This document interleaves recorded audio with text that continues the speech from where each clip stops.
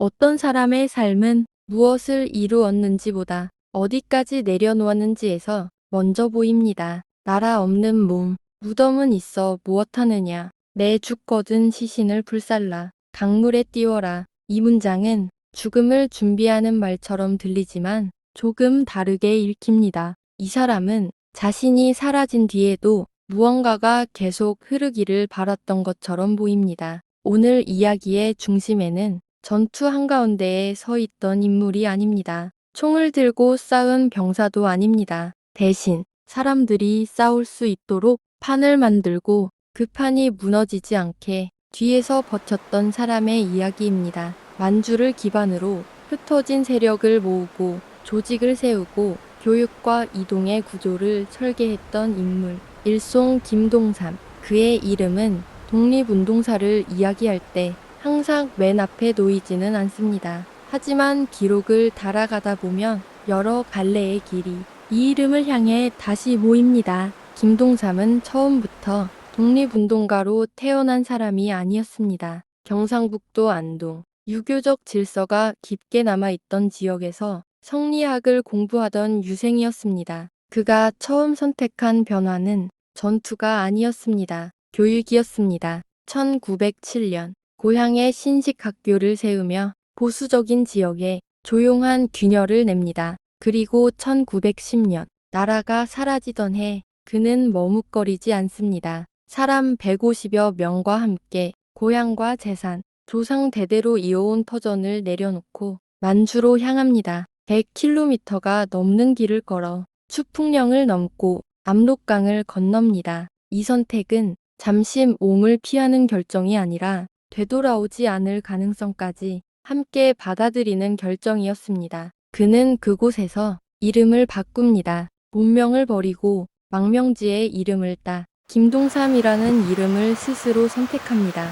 이름을 바꾼다는 건 신분을 숨기기 위해서가 아니라 이전의 삶으로 돌아가지 않겠다는 선언에 가깝습니다. 여기서 질문 하나가 남습니다. 사람들은 왜 앞이 보이지 않는 싸움 앞에서 결과보다 먼저 자신의 삶 전체를 내려놓았을까요? 김동삼의 이야기는 이 질문에서부터 다시 움직이기 시작합니다.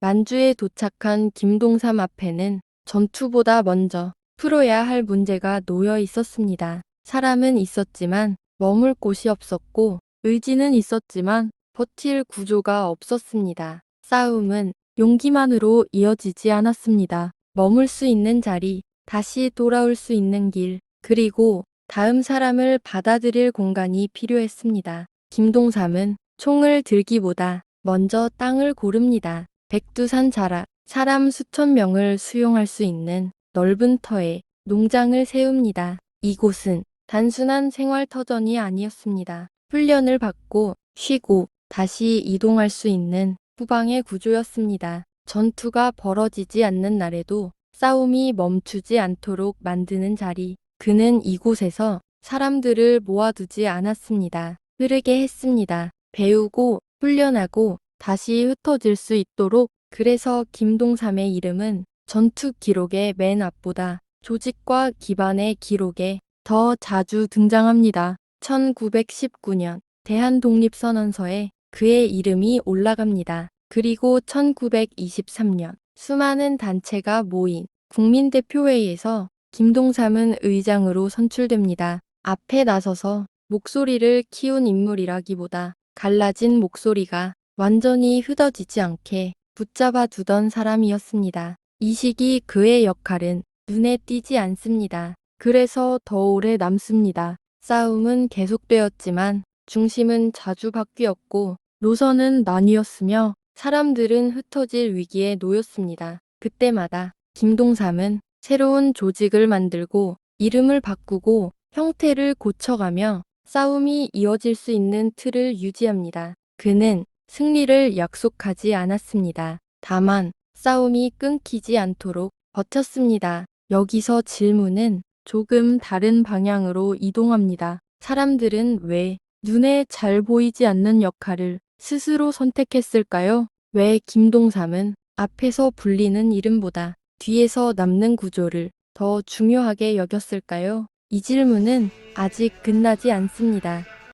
1931년 김동삼은 하얼빈에서 체포됩니다. 도망치다 붙잡힌 장면도 극적인 저항도 기록에 남아있지 않습니다. 그의 체포는 조용하게 그리고 오래 준비된 그처럼 다가옵니다. 그에게 내려진 형량은 징역 15년. 그 숫자는 전투의 결과가 아니라 시간을 끊어내기 위한 처벌에 가깝습니다. 서대문형무소, 그가 만들어 온 구조의 반대편에 놓인 공간입니다. 사람을 모으는 곳이 아니라 고립시키는 곳, 흐름을 만드는 곳이 아니라 멈추게 하는 곳. 하지만 여기서도 김동삼은 자신의 역할을 바꾸지 않습니다. 몸은 바쳤지만 태도는 바뀌지 않았습니다.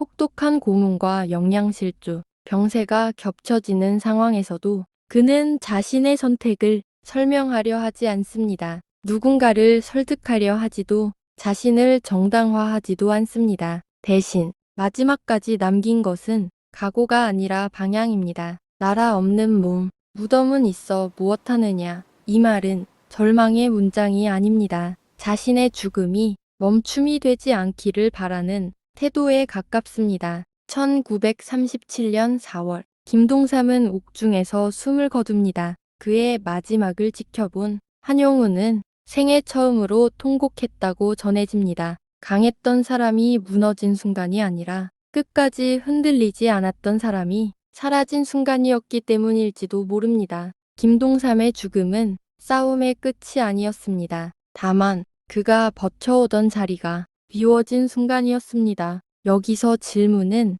다시 안쪽으로 들어갑니다. 사람들은 왜 자신이 사라질 것을 알면서도 멈추지 않는 선택을 했을까요? 왜 김동삼은 살아남는 방식보다 남겨지는 방향을 끝까지 고수했을까요? 이 질문은 아직 대답되지 않았습니다.